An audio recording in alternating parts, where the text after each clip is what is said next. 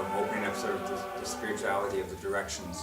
We started off with a smudge ceremony, and we actually had an elder go around the venue, the Thunderbird House, with a smudge. And while he was doing that, we went into this call to prayer. And so we had Mike Thompson, one of the Camerata singers, interpret a Muslim call to prayer. And we had Corey Campbell, a wonderful Anishinaabe singer locally from here, from Winnipeg. And he did an honor song, an Ojibwe honor song. And there was something exciting about listening to those two sort of, they were trading back and forth, the Muslim call to prayer to the Aboriginal call to prayer. And then we decided we wanted to break off the concert in 4 different sections.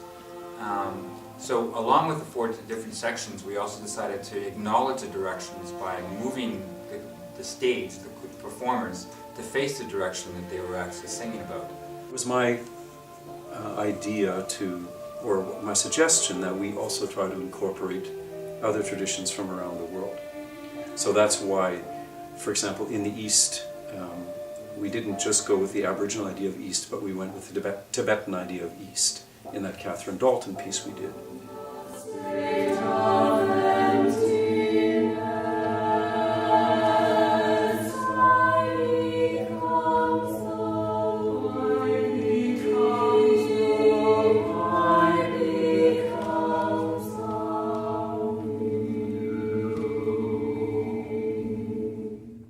The Thunderbird House is basically in Winnipeg's downtown core area that has a lot of social issues and social problems surrounding it.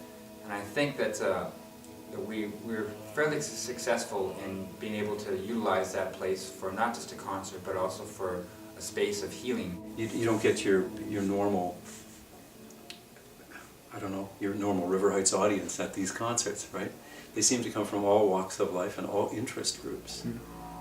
And partly that must be the eclectic nature of the choir itself. And the board, you know, they're all people with diverse interests. All of them have a vision for what culture and art is, and it's a very inclusive vision.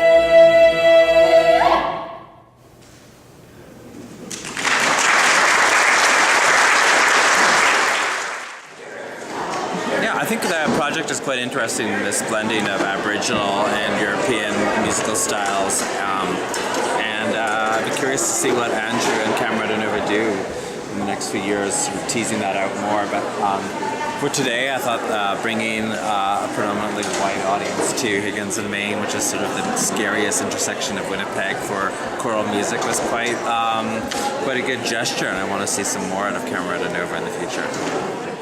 It's a privilege to work with Camerata Nova because, as I think I mentioned earlier, this whole idea of doing collaborations is very dear to my heart.